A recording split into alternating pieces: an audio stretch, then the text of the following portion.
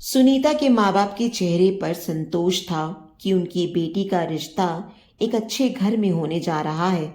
सुनीता और साहिल ने एक दूसरे की आंखों में देखा और मुस्कुराए।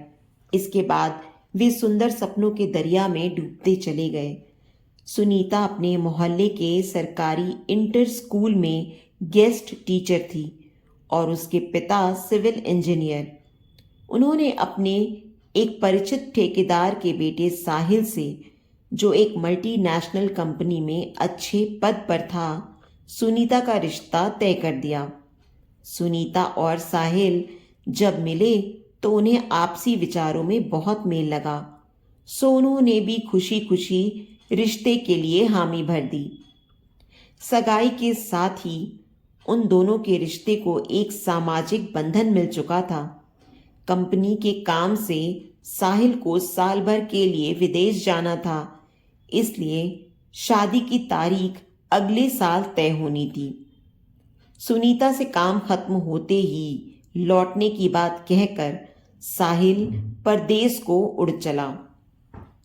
सुनीता ने साहिल का रुमाल यह कहते हुए अपने पास रख लिया कि इसमें तुम्हारी खुशबू बसी है। एक शाम सुनीता अपनी छत पर टहल रही थी और हमेशा की तरह साहिल वीडियो कॉल पर उससे बातें कर रहा था। जब बातों का सिलसिला ज्यादा हो गया तो सुनीता ने साहिल को अगले दिन बात करने के लिए कहा। इसके थोड़ी देर बाद सुनीता ने कॉल काट दी। इसके बाद जब सुनीता नीचे जाने के लिए पलटी तो अचानक उसकी आंखें अपने पड़ोसी लड़के सुशांत से मिल गई, जो अपनी छत पर खड़ा उन दोनों को बातें करता हुआ न जाने कब से देख रहा था। सुनीता सुशांत को पड़ोस के रिश्ते से राखी बांध चुकी थी, इसलिए वह थोड़ा सकुचा गई और बोली, अरे सुशांत भैया, आप कब आए? मैंने तो ध्यान ही नहीं दिया। जब से तुम यहां आई हो मैं भी तब से छत पर ही हूं, सुशांत ने अपनी परतदार हंसी के साथ कहा। सुनीता ने आंखें नीची कर ली और सीढ़ियों की ओर चल पड़ी। वह सुशांत की नजर को अक्सर भांपती थी कि उसमें उसके लिए कुछ और ही भाव आते हैं। एक और शाम जब सुनीता अकेली ही छत पर टहल रही थी कि तभी सुशांत भी अपनी छत पर आया।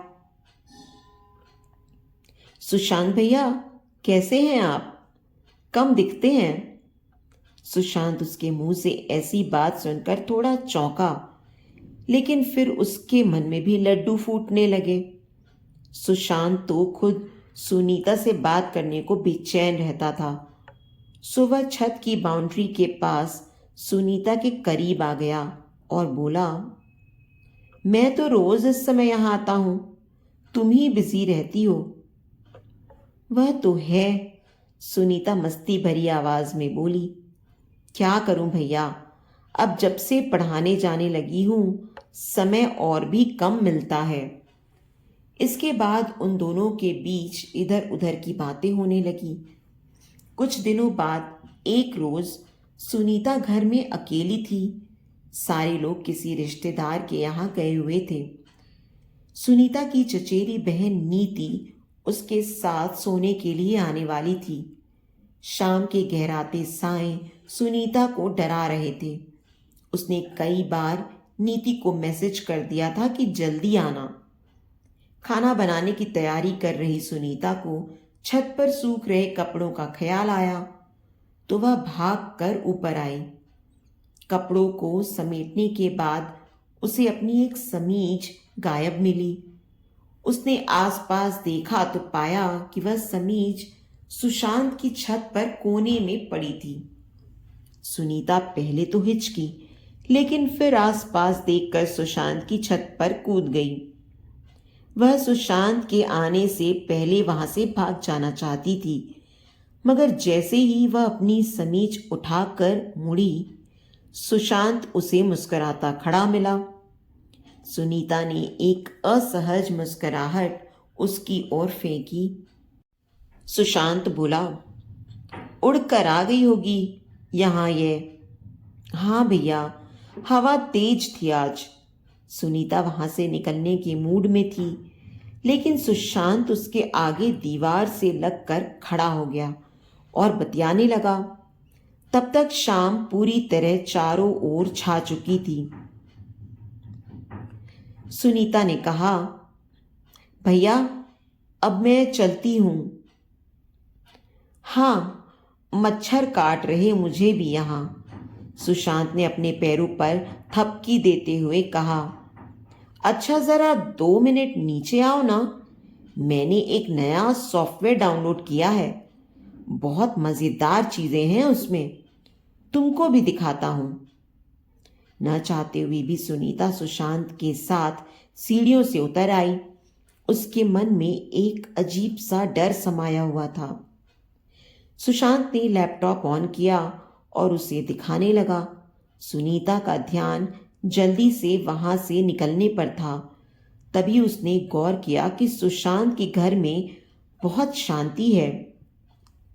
सब लोग कहाँ गए हैं? सुनीता ने सुशांत से पूछा। सुशांत ने जवाब दिया, यहां भी सारे लोग शहर से गए हुए हैं, कल तक आएंगे। सुनीता का दिल धक से रह गया। उसने कहा, भैया अब मैं निकलती हूं, मुझे खाना भी बनाना है। सुनीता का इतना कहना था कि सुशांत ने उसका हाथ पकड़ लिया। ये क्या कर रहे हैं भैया? सुनीता ने सुशांत से पूछा। उसे सुशांत से किसी ऐसी हरकत का डर तो बरसों से था, लेकिन आज उसे करते देखकर वह अपनी आंखों पर भरोसा नहीं कर पा रही थी।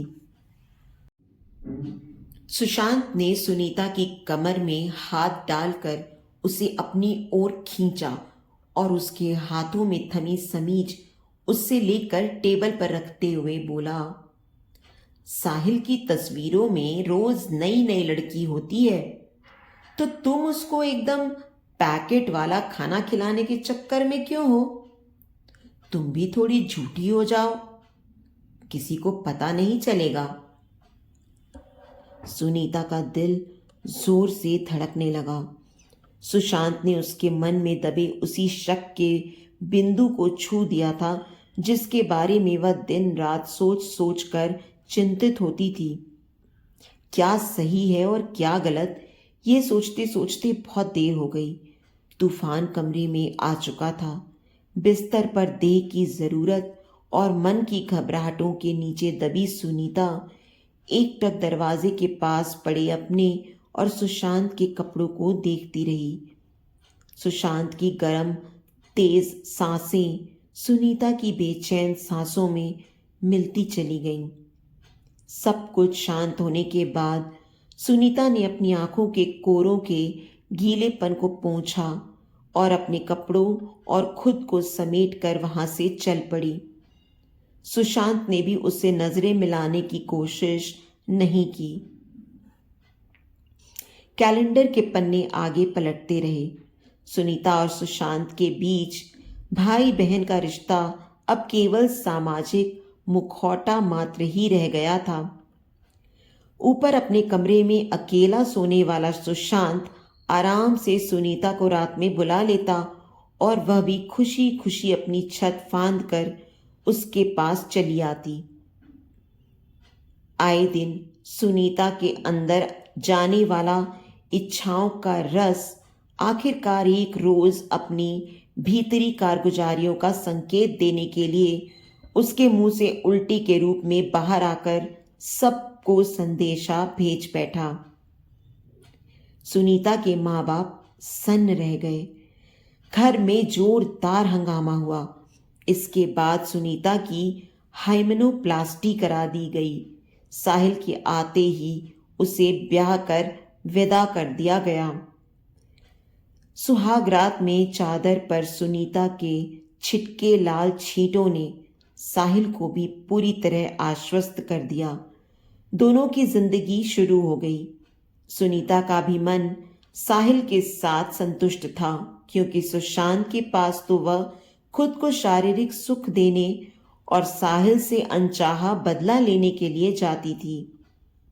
धीरे धीरे 2 साल बीत गए, लेकिन सुनीता और साहिल के घर नया सदस्य नहीं आया। उन्होंने डॉक्टर से जांच कराई। साहिल में किसी तरह की कोई कमी नहीं निकली। इसके बाद बारी सुनीता की रिपोर्ट की थी। डॉक्टर ने दोनों को अपने कैबिन में बुलाया और उलाहना सा देते हुए कहा, मेरी समझ में नहीं आता मिस्टर साहिल कि जब आप लोगों को बच्चा चाहिए था तो आखिर आपने अपना पहला बच्चा गिराया क्यों? बच्चा गिराना कोई खेल नहीं है। अगर ऐसा कराने वाला डॉक्टर अनुभवी नहीं हो तो आगे चलकर पेट से होने में दिक्कत आती ही है। आपकी पत्नी के साथ भी यही हुआ है। साहिल हैरान रह गया और सुनीता को तो ऐसा लगा मानो उसे किसी ने अंदर से खाली कर दिया हो। साहिल ने टूटी सी नजर उस पर डाली और डॉक्टर की बातें सुनता रहा। वहां से लौटकर आने के बाद साहिल चुपचाप पलंग पर बैठ गया। अब तक की जिंदगी में साहिल से बेहिसाब प्यार पाकर उसके प्रति श्रद्धा से लबालब हो चुकी सुनीता ने उसके पैर पकड़ लिए और रो रो कर सारी बात बताई। साहिल के चेहरे पर हारी सी मुस्कान खेल उठी। वह उठकर दूसरे कमरे में चला गया। उन दोनों को वहीं बैठे बैठे रात हो गई। सुनीता जानती थी कि इस सब की जड़ वही है, इसलिए पहल भी उसे ही करनी होगी। थोड़ी देर बाद वह साहिल के पास गई। वह दीवार की ओर मुंह किए बैठा था। अपने आंसुओं को किसी तरह रोककर सुनीता ने उसके कंधे पर हाथ रखा।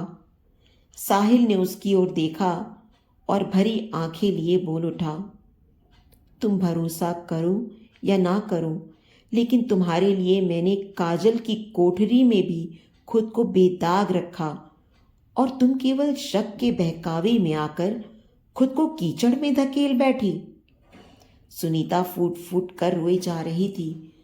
साहिल कहता रहा, यह मत समझना कि मैं तुम्हारी देह को अनछुआ ना पाकर तुम्हें ताना मार रहा हूं, बल्कि सच तो यह है कि पति पत्नी का संबंध तन के साथ साथ मन का भी होता है और तन को मन से अलग रखना हर किसी के बस में नहीं होता। तुम्हारा मन अगर तन से खुद को बचा पाया है तो मेरा दिल आज भी तुम्हारे लिए दरवाजे खोल कर बैठा है, वरना मुझे तुम्हारा अधूरा समर्पण नहीं चाहिए। फैसला तुम्हारे हाथ में है सुनीता। अगर तुम्हें मुझसे कभी भी प्यार मिला हो तो तुमको उसी प्यार का वास्ता। अब दोबारा मुझे किसी भुलावे में मत रखना। सुनीता ने साहिल के सिर पर हाथ फेरा और वापस अपने कमरे में आ गई।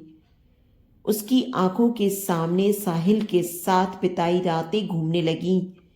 जब वह सुशांत को महसूस करते हुए साहिल को अपने सीने से लगाती थी, उसके मन ने उसे धिक्कारना शुरू कर दिया। विचारों के ज्वार भाटा में वह सारी रात ऊपर नीचे होती रही। भोर खिलने लगी थी, इसलिए उसने अपने आंसू पोंछे और फैसला कर लिया। सुनीता ने अपना सामान बांधा और साहिल के पास पहुंची। साहिल ने सवालिया निगाहों से उसकी ओर देखा। सुनीता ने साहिल का माथा चूमा और साहिल की जेब से उसका वही रुमाल निकाल लिया जो उसने शादी से पहले उसके परदेश जाते समय निशानी के रूप में अपने पास रखा था। सुनीता ने वह रुमाल अपने बैग में डाला और बोली, मुझे माफ मत करना साहिल, मैं तुम्हारी गुनहगार हूं। मैं तुम्हारे लायक नहीं थी। मैं जा रही हूं, अपनी नई जिंदगी शुरू करो। और हां, इतना भरोसा दिलाती हूं कि अब तुम्हारे इस रुमाल को अपनी बची जिंदगी में दोबारा बदनाम नहीं होने दूंगी। साहिल ने अपनी पलकें तो बंद कर ली, लेकिन उनसे आंसू नहीं रुक पाए। सुनीता भी अपनी आंखों के बहाव को रोकते हुए तेजी से मुड़ी और दरवाजे की ओर चल पड़ी।